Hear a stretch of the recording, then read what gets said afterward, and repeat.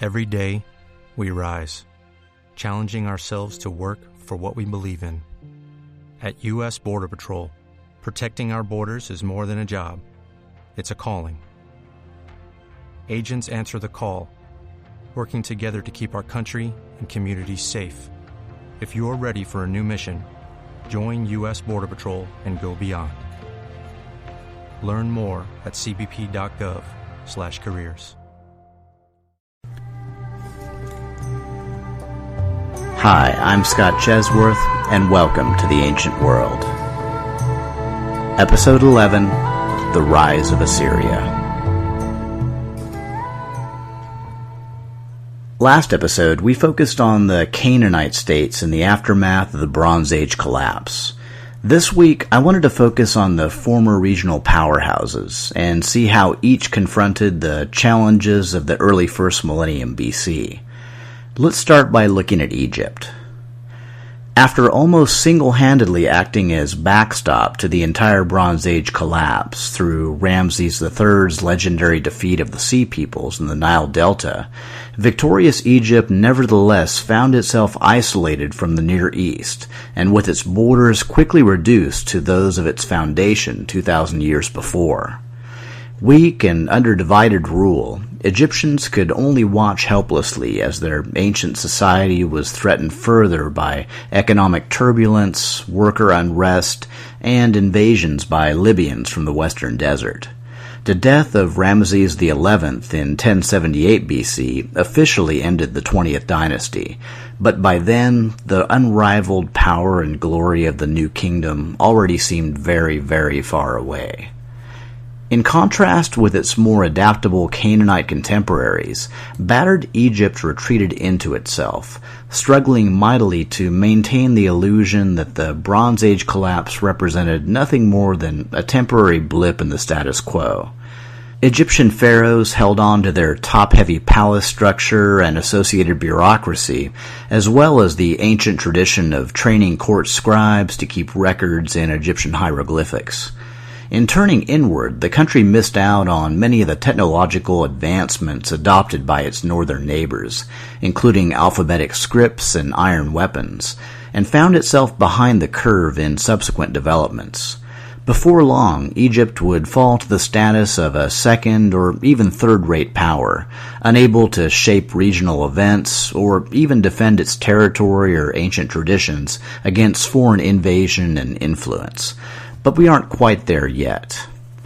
At the dawn of what is called the Third Intermediate Period, Egypt was economically bankrupt, with rule divided between a weak 21st dynasty of pharaohs centered at Pi-Ramesses on the Nile Delta, and a rival ruling dynasty of powerful high priests of Amun at Karnak in Thebes.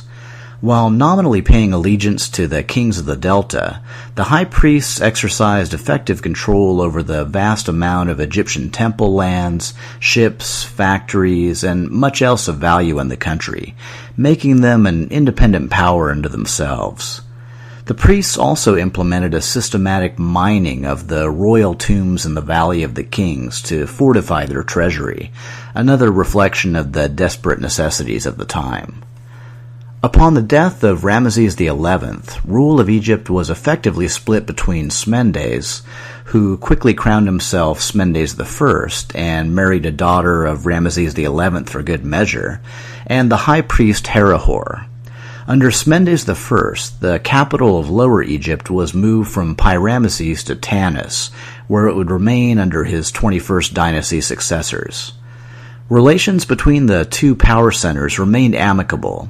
A later revolt against the high priest Menkaperre in Thebes was apparently suppressed by the forces of Smendes I, then in his 25th regional year, who exiled the leaders of the rebellion to the western desert. The high priests struck a delicate balance in characterizing their rule. They used royal cartouches for their names, but reckoned time using the ruling years of the 21st dynasty pharaohs. The age-old custom of intermarriage also served to bind together the ruling families of North and South, and led to several descendants of high priests becoming 21st dynasty rulers in the Delta. As an example, when Shalmaneser I finally passed away in 1052 BC, a son of Herihor named Amenemnesu succeeded him to the throne in Tanis. Despite such factors, a unification of the two power centers remained elusive. Amenemnesu was succeeded by Shalmaneser I, son of the high priest Penedjem I of Thebes. His long rule of 46 years is best known for building the enclosure walls and central structure of the Great Temple at Tanis, which was dedicated to the Theban triad of Amun, Mut, and Khonsu. The brief rule of his son and heir, Amenemope, was followed by a fairly major development, the ascension of the first Libyan pharaoh to the throne of Egypt. Osorkon the Elder was the son of Sheshonq, the great chief of the Ma, or Meshwesh, a Libyan tribe who had attacked Egypt in coordination with the first wave of Sea Peoples back during the reign of Merneptah. Exactly how Osorkon came to power in 992 BC is unclear, but Libyan incursions and settlements in the Nile Delta had by now been going on for centuries. It's probably indicative of how far the Egyptians had strayed from their insular and conservative traditions, and how thoroughly the Libyans had infiltrated the region, that this once unthinkable change in Egyptian leadership was met with little opposition. After Osorkon, native Egyptian rule resumed under his successor Siamun. The rule of Osorkon and Siamun was contemporary with that of the biblical kings David and Solomon. In another stark break with Egyptian custom, it was also at this time that Egyptian princesses were first offered to the rulers of neighboring lands and tribes in an effort to secure peace and security. This included the marriage of Siamun's daughter to King Solomon in order to seal an alliance between the two nations. According to the Bible, she joined some 500 other wives of Solomon, including members of the Moabite, Ammonite, Neo-Hittite, and Phoenician royal families. Per the biblical account, the first practical exercise of the new Egyptian-Israelite alliance was bringing Egyptian forces to bear against Israel's longtime foes, the Philistines, who had also been threatening Egypt's commercial ties with Phoenicia. Taking advantage of Philistine weakness following King David's series of wars against their state, the pharaoh Siamun attacked and conquered the Philistine city of Gezer.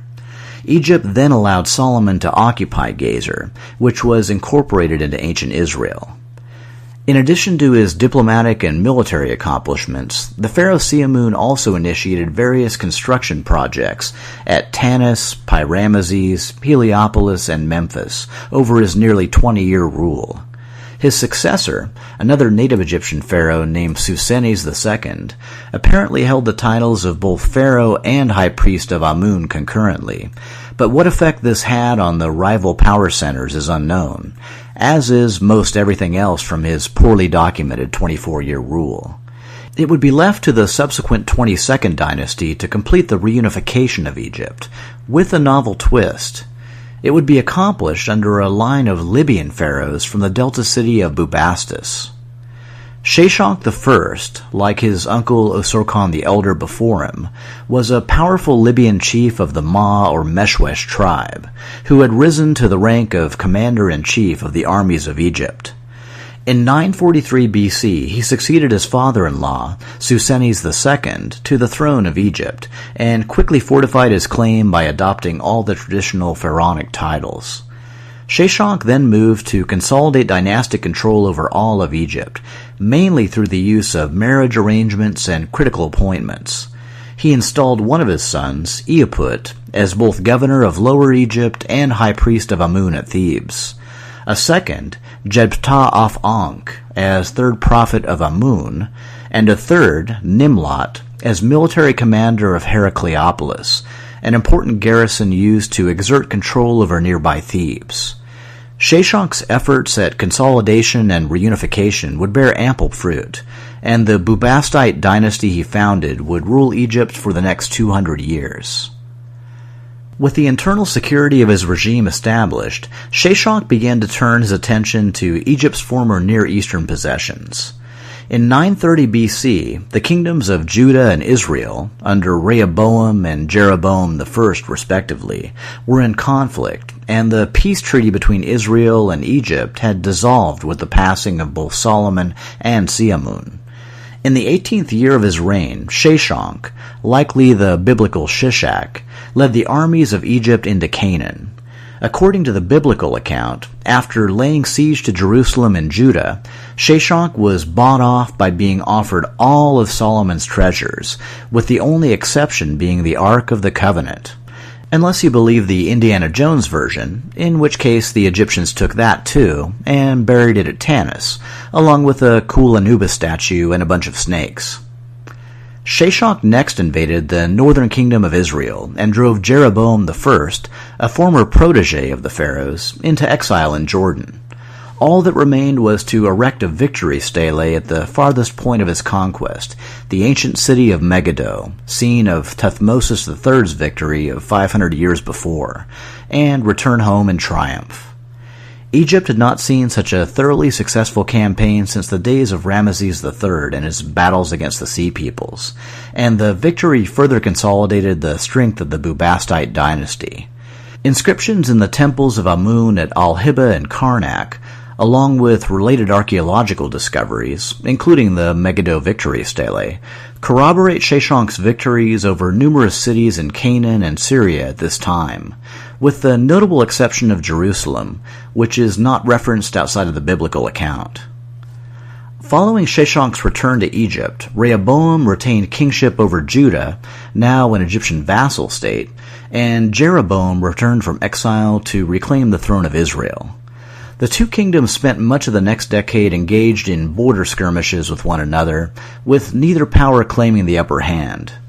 When Rehoboam died in 916 BC, his son and heir Abijah made a dedicated effort to reunite the two kingdoms through force. Though not entirely successful, his armies effectively crippled Israel militarily and managed to seize several important border towns, including Bethel, Jeshanah, and Ephron. Upon Abijah's death in 913 BC, rule of Judah passed to his son Asa, a strict Yahweh traditionalist. The Bible records an attack by, or at least from, Egypt in the 10th year of his reign. This attack, uncorroborated by other sources, was supposedly launched by an Egyptian-backed Ethiopian chieftain named Zerah, who fielded a large army roughly matching Judah's forces. The armies of Judah emerged victorious from the battle, driving the enemy back to the coastal plain. Meanwhile, per the biblical account, a general named Baasha had killed Jeroboam's son Nadab, and the rest of Jeroboam's extended family for good measure, to set himself up as unchallenged king of Israel.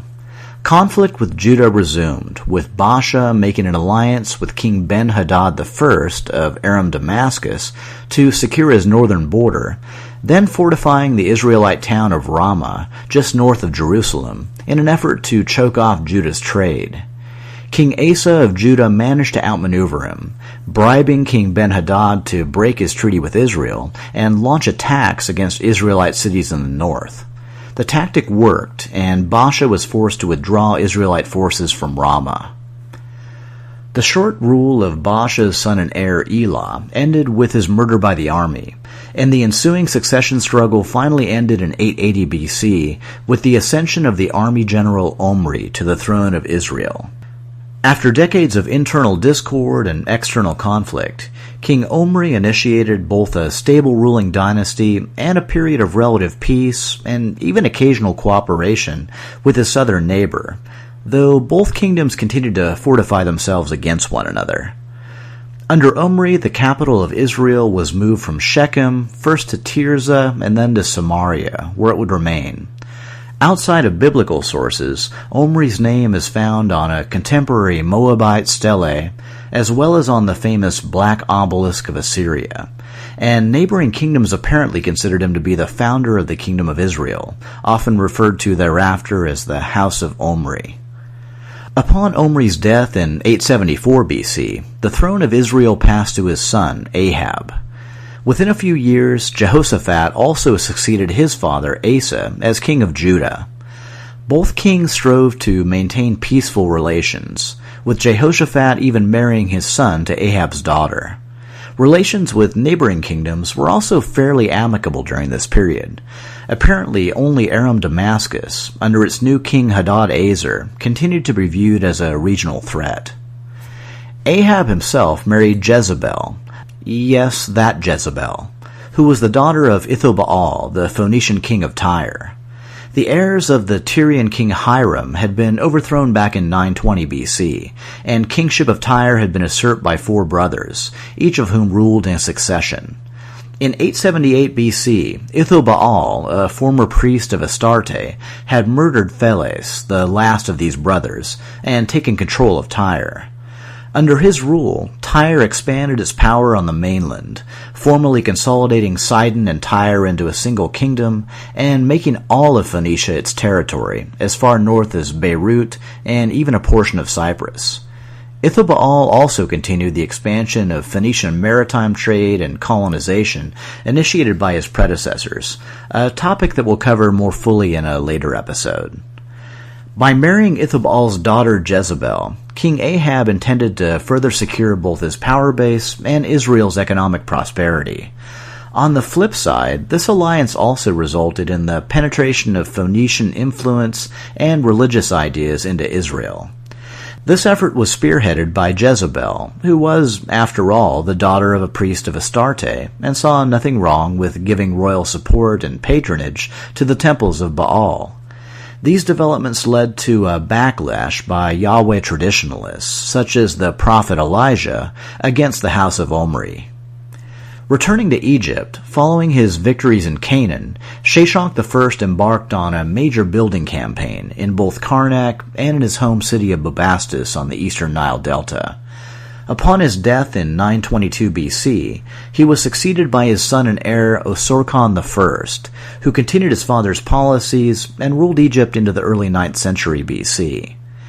Predeceased by his son and designated heir Sheshonq II, Osorkon was instead succeeded by Takalot I, son of one of his minor royal wives.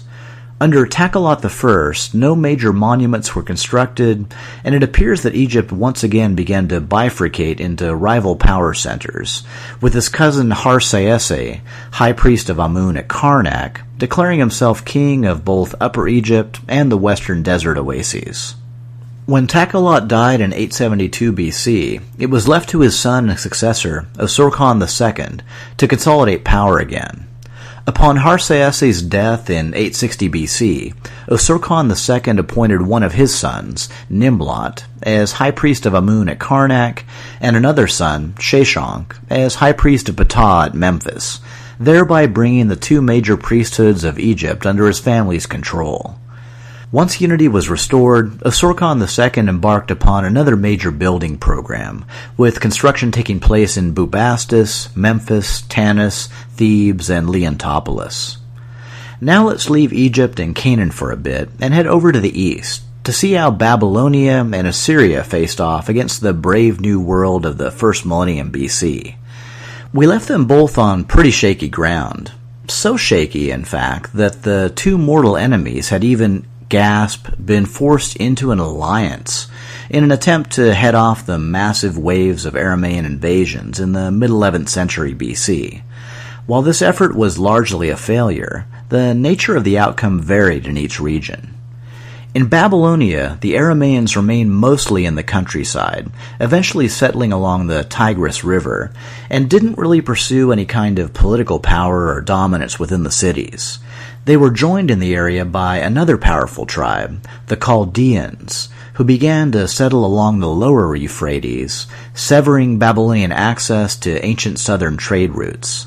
The Kassites, though no longer in power, remained a potent force, and of course the original Sumerian Akkadian peoples were still around, as were Elamite and Assyrian elements, and even recent Arab immigrants from the peninsula. In short, it all made for a very complicated and fairly volatile mix, and I doubt you'll be too surprised to hear it'll be a few centuries before anything resembling a coherent and powerful state would re-emerge in Babylonia. In addition to ethnic disunity, the region was also kept weak by a major decline in agricultural production, product of the loss of hinterland to invading tribes, and the breakdown and loss of access to trade routes. The major cities of the region, though drastically reduced in both size and power, continued to preserve the ancient cultural, religious, and political traditions of Mesopotamia. But the lack of wealth meant that no new building could be undertaken, and even restoration and maintenance activities were extremely limited in scope. While the role of the Babylonian city god, Marduk, remained prominent in the kingdom, it was joined by the worship of his son Nabu, the scribe of the gods, and patron god of the city of Borsippa. So, get ready for the Nabu king names. In general, the centuries following the Bronze Age collapse were a period of violence and warfare between families, tribes, tribal groups, and cities throughout Babylonia, with an absence of strong ruling dynasties or significant accomplishments. Even written records, the very lifeblood of Babylonian culture, would not reemerge until the middle 8th century BC. To get into the details a bit, after the destruction of the Kassite ruling dynasty by the Assyrian king Tiglath-Pileser I back in 1082 BC, the native second dynasty of Isin had taken control of Babylonia. This dynasty ruled until 1026 BC, when pressures from the Arameans finally split the kingdom, with much of southern Babylonia breaking off to form the second Sealand dynasty under Kassite rule. In 1004 BC, the Sealand dynasty itself was overthrown by the rival Kassite Bazi dynasty. In 983 BC, rule passed to a king of Elamite descent, followed by a series of kings of uncertain affiliation. We're getting deep into Babylonian Dark Age territory here, and the documentation for rulers, activities, and successions is rapidly approaching nil. At the beginning of the 9th century BC, during the rule of the Babylonian kings Shamash Mudamik and his successor Nabu Shuma Ukin I, the historical record firms up for a bit as a consequence of resumed Babylonian interaction with another major regional power. Yes, the one you've all been waiting for, a resurgent Neo-Assyria. After contending with and eventually falling victim to its own mid-11th century Aramaean invasions, Assyria spent the better part of the next 100 years hunkered down in its core territories, ruled by one or another branch of a typically conniving royal family, some of whom made their bid for the Assyrian throne with Babylonian backing. In addition to the constant influx of Aramaean settlers, Assyrian kings also had to deal with the threat of the newly formed Aramaean kingdoms, whose armies occasionally attacked and seized Assyrian territory before being driven off. The Assyrian turnaround finally began in 935 BC, with the ascension of Ashur-dan II, son of Tiglath-Pileser II, to the throne of Assur. Ashur-dan II embarked on a major program to rebuild the urban and agricultural infrastructure of the Assyrian heartland. This included establishing palaces and official buildings in all Assyrian provinces, repairing the road system constructed during the Middle Assyrian Empire, and providing plows throughout the countryside, which led to a major increase in grain production. It's also under Ashur-dan's rule that the Assyrian historical record reemerges, still in the old Akkadian cuneiform style, implying, hey, something important is starting to happen again. We should probably write this down. It was a timely realization. The solid foundation laid by Ashur-dan II would be built upon by his next four successors, under whose rule Assyria would rise to become the greatest power the world had ever known. In 911 BC, Adad-nirari II, son of Ashur-dan II, and considered the first true king of the Neo-Assyrian period, took power in Assur. With the heartland of Assyria already secured by his father, Adad-nirari II turned his gaze toward the lands of northern Syria, between the Tigris and Kabur rivers, that had been held by Assyria during the Middle Empire. As far as Adad-nirari II was concerned, this was still Assyrian territory, and the fact that it was now entirely dominated by Aramaeans was somewhere between an inconvenience and an outrage. Either way, the Aramaeans would have to go. Reinitiating the ancient Assyrian tradition of yearly campaigning, Adad-nirari II repeatedly led the armies of Assyria westward, securing devastating victories over any enemy forces unlucky enough to cross his path. In addition to the Arameans, and a few stray Hurrians, these enemies came to include a number of Neo-Hittite city-states that had formed after the fall of the Hittite Empire. The rulers of these city-states claimed descent from the great Hittite kings, and did their best to maintain Hittite cultural traditions, including speaking the Luwian Hittite language and writing in a form of Hittite hieroglyphics.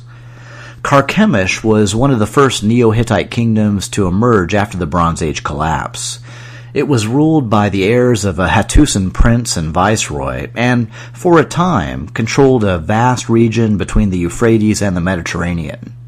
However, by the late 10th century BC, Carchemish had fragmented, and a number of smaller Neo-Hittite states had formed across southern Anatolia and northwestern Syria.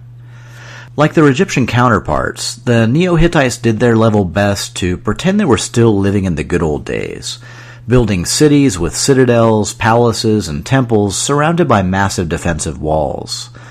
There's evidence that Neo-Hittite art and architecture made a strong impression on the Neo-Assyrian kings, who consciously adopted the Neo-Hittite practice of decorating palaces extensively in stone, including the use of large animals flanking entrances and wall reliefs with inscriptions celebrating the king's accomplishments.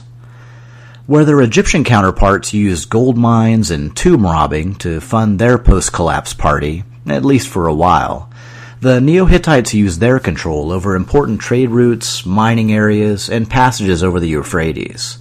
But unlike Egypt, and more similar to their Phoenician neighbors, the Neo-Hittite kingdoms were enviously wealthy but militarily weak, making them a very appealing target for a resurgent Neo-Assyria. Luckily for both the Phoenicians and Neo-Hittites, Adad-nirari II also had southern ambitions. After securing all territories up to the Kabur River, a major tributary of the Euphrates, Adad-nirari II turned his armies south, where he faced off against the Babylonian kings Shamash-mudamik and Nabu-shuma-uken I in separate Assyrian campaigns. While Shamash-mudamik was forced to cede several Babylonian fortresses along the middle Euphrates to the Assyrians, Nabu-shuma-uken I succeeded in pushing their forces back northward to the Lesser Zab River.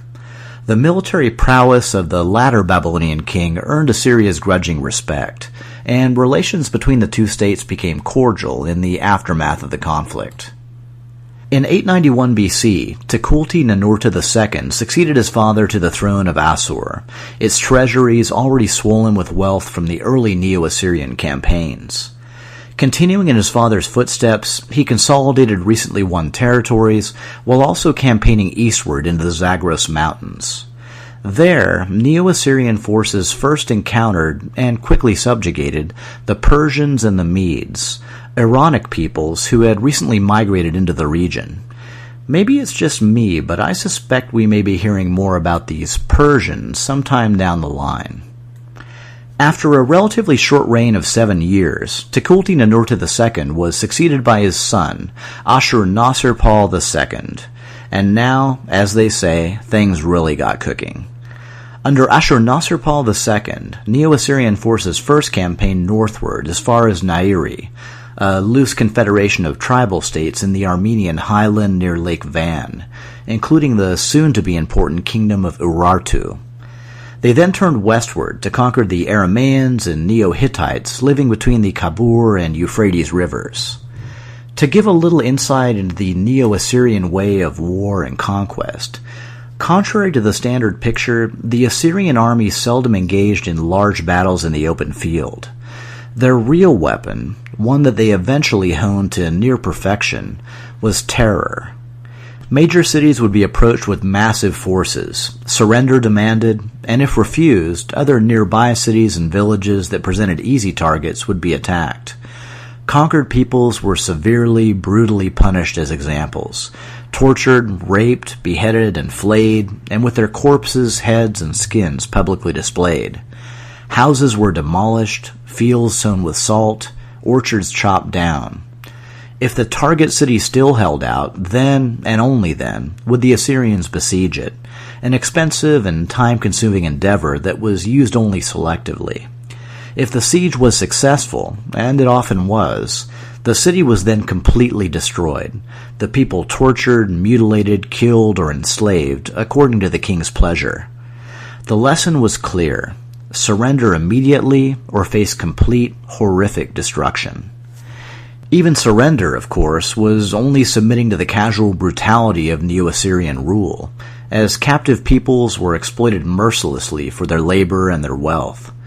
Such harshness quickly drove the newly won northern Syrian territories into revolt, one that was crushed decisively by Ashurnasirpal II in a pitched 2-day battle.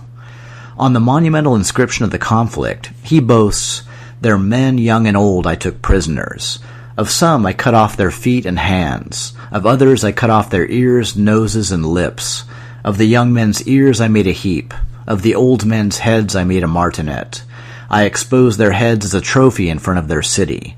The male children and the female children I burned in flames. The city I destroyed and consumed with fire." And let's remember, this is the Neo-Assyrians just warming up. They haven't really started taking things seriously yet. Following his victory over the Arameans and Neo-Hittites, Ashurnasirpal advanced virtually unopposed through northern Syria and into Anatolia, where he demanded tribute from the Phrygians ruling the former Hittite heartland. Reaching the shores of the Mediterranean, where he famously washed his weapons in the sea, Ashurnasirpal next demanded tribute from the wealthy city-states of Phoenicia, united but still comparatively powerless under Ithobaal. He then led his armies back eastward into the Zagros Mountains to repress another revolt against Neo-Assyrian rule, this time by the Lalubi and Gutians. Everywhere they went, meaning everywhere they conquered or threatened, the Neo-Assyrians made sure to extract the most precious local resources to feed their massive war machine. Anatolian iron for weapons, Persian horses for cavalry, Lebanese cedar for construction, gold and silver for the payment of troops, and luxury goods for the Assyrian elite. Huge numbers of cattle, sheep, goats, horses, and camels were also taken. Expansion fed further expansion, conquest built on conquest, and the excess wealth flowing back into Assur was directed into servicing the greater glory of the Neo-Assyrian rulers. It was Ashurnasirpal II, in the wake of his early victories, who decided that a new, larger capital was needed to manage his rapidly growing empire. At Kalhu, centrally placed within the Assyrian heartland, but some distance from the traditional power centers of Assur and Nineveh, Ashurnasirpal II spent the next 15 years building his new capital of Nimrud. The royal palace was constructed to his own exacting standards, using captive labor and plundered wealth from his campaigns, and was finally completed in 865 BC. Its imposing facade featured entrances flanked by colossal human-headed winged lions and bulls, called lamassu, and walls extensively decorated with reliefs carved in alabaster. The reliefs portray the king surrounded by gods and protective spirits, or engaged in lion hunting, campaigning, or receiving the tribute of conquered peoples. The scenes are overlaid with inscribed text, testifying to the king's lineage, his many victories, the boundaries of his empire, and his foundation of Nimrud, which would remain the Assyrian capital for the next 150 years. Along with his new capital, Ashurnasirpal II also built a number of citadels and fortresses at strategic locations, including one named Kar Ashurnasirpal, anybody surprised? At the point where the Tigris enters Mesopotamia. Ashurnasirpal also initiated changes in several aspects of imperial rule. Administratively, he dispensed with the ancient Near Eastern tradition of ruling through vassal kings, and appointed Assyrian military governors over all conquered territories. Militarily, he was the first Near Eastern ruler to integrate heavy and light cavalry, as opposed to horse-driven chariots, into his military forces, a fact testified to in several palace reliefs from Nimrud. At this early stage, riders had no spurs, saddles, saddlecloths, or stirrups. Cavalry acted in pairs, with the reins of the mounted archer controlled by his neighbor's hand. Later, with the use of saddlecloths as primitive saddles, each mounted archer was able to control his own horse. After 24 years spent reconquering the former territories of the Middle Assyrian Empire and forging a powerful militaristic terror state, Ashur-nasir-pal II finally died in 859 BC. His son and heir, Shalmaneser III, began his reign by signing a peace treaty with Nabu-apla-iddini, king of Babylonia. Was this because he wanted all the people of the Near East to, live in peace and harmony and maybe start up a co-op selling handmade Neo-Assyrian string art?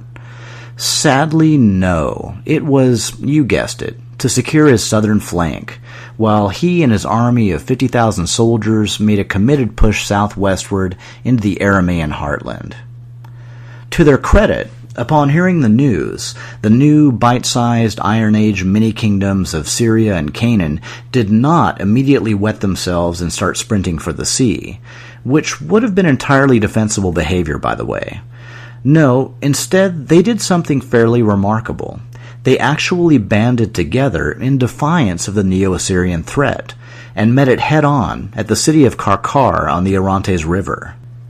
In his own words, Shalmaneser, after crossing the Tigris and Euphrates, entering the land of Aram, and receiving the submission and tribute of the ancient Syrian city of Aleppo, was confronted on the Orontes with 1,200 chariots, 1,200 cavalry, and 20,000 troops of Hadad-ezer of Damascus, 700 chariots, 700 cavalry, and 10,000 troops of Erhuleni the Hamathite, and 2,000 chariots and 10,000 troops of Ahab the Israelite. This force was joined by 20,000 troops from Ammon and the other Canaanite kingdoms, including 500 from Byblos. Perhaps more remarkably, the defensive coalition was augmented by 1,000 Egyptian soldiers dispatched by the pharaoh Usurkan II, as well as 1,000 Arabian troops on camelback, the first such mention in the historical record. Egypt's long-standing ties to Byblos aside, for both southern kingdoms it was probably more a case of, let's fight them up there so we don't end up fighting them down here. Regardless of the motivations, the result was a massive and unprecedented alliance, squaring off in possibly the largest battle fought in the history of the world to date. Perhaps the only thing more surprising than the alliance itself was that it actually succeeded in accomplishing its purpose. The conflict was hard-fought and bloody, with each side suffering casualties into the tens of thousands. The Neo-Assyrians were the history writers of the time, and tended to pre-record every engagement, regardless of the outcome, as a glorious victory for their king. But the fact is that the Neo-Assyrian push southwestward was halted at the Battle of Qarqar. Over the next decade, Shalmaneser would campaign again and again in the region, confronting Hadad-ezer and various allied forces 6 more times, and on each occasion the Neo-Assyrians would be denied victory. The unstoppable empire, it seemed, had been stopped in its tracks, and no one was probably more surprised than the upstart new kingdoms of Syria and Canaan. So that's it, right? I mean, crisis averted? Give the bully a bloody nose and all that? Oh, you guys are such optimists. Unfortunately, Shalmaneser, like the Neo-Assyrian Empire itself, was just getting started. In the end, he would outlast even his father with his long reign of 34 years, a period which would see major changes across the face of the Near East. But that's all for a later episode. Next time, we really need to catch up with developments in both China and the Americas in the first millennium BC, and see how both ancient dynasties and emerging civilizations confronted the challenges of the new era. All this next time on The Ancient World.